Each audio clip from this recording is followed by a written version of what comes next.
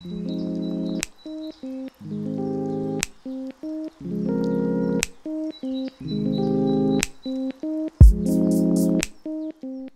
buenos dias, and ahoy. Welcome back to AmeriKnížky, a series about beloved American books by beloved American authors. Today, as we're recording this, there is a conflict going on in Eastern Europe, mostly focused on Ukraine. And so for that reason, I picked for the first book in this new series, this book, American Gypsy by Oksana Marioti. The first thing that you'll notice about this book is the author's foreign last name and first name. She is American, however. She was born in the Soviet Union in the 1980s and emigrated to the United States when she was 15. Much of the book deals with her grappling with themes of being a young woman and being an immigrant. But even before she came to the United States, she began grappling with these feelings. Her father is a Russian Roma, and her mother is an Armenian Roma. So she already grew up caught between two cultures, not to mention facing marginalization for being Roma. At least where I live in the Czech Republic, there are a lot of stereotypes against Ukrainian people. One time, when I was getting my hair cut, my hairdresser, who is Ukrainian, mentioned going to a bar with her husband. They both were speaking Ukrainian to each other, and when they approached the bar, they weren't saying anything. She overheard, next to her, the man starts talking about how Ukrainian women were all sorts of vulgar and offensive things. Of course, she, sitting there with her husband, was rather shell-shocked. But that's something that comes anytime there's someone from a minority that's living in a majority country. Also, there are many stereotypes about the Roma people. I refuse to comment on the actual situation between Roma and people of the dominant culture in various countries, and I refuse to compare it to other examples of discrimination. However, whether or how much truth there is to stereotypes about the Roma or not, they face discrimination. They face problems.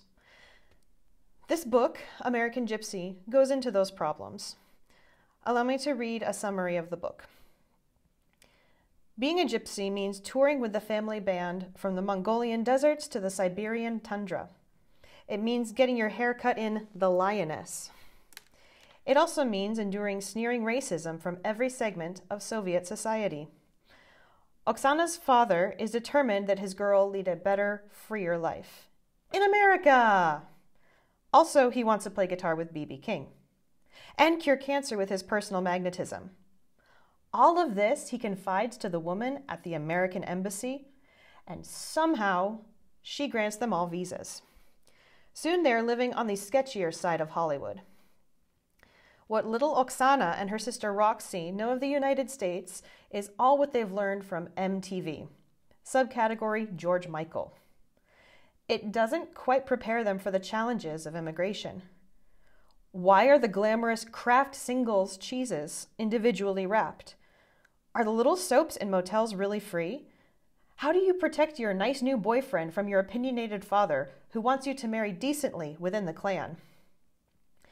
Marioti, in this touching, hilarious memoir, cracks open the secretive world of the Roma and brings the absurdities, miscommunications, and unpredictable victories of the immigrant experience to life.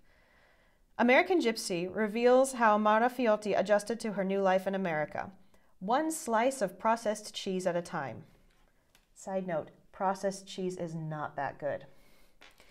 Allow me to share some quotes from the book with you. Perhaps this view has to do with the beginnings of modern America, which are to me like the Big Bang Theory, violent and wondrous. No one was safe from hatred and betrayal. Everyone was fighting to survive. It seemed the American gypsies weren't immune to the neck-breaking race for what became the American dream. Like so many others, they were more than willing to cut their roots in order to stake their claim on prosperity.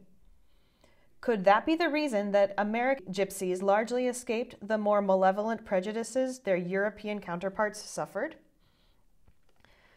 Most of us give little thought to the importance or the meaning of homeland.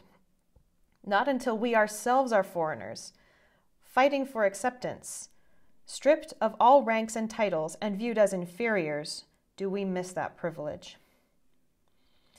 I was an imposter, a half-breed trapped between two vibrant cultures, never allowed a choice without guilt. Keep reading, my friends. Nerds conquer the world.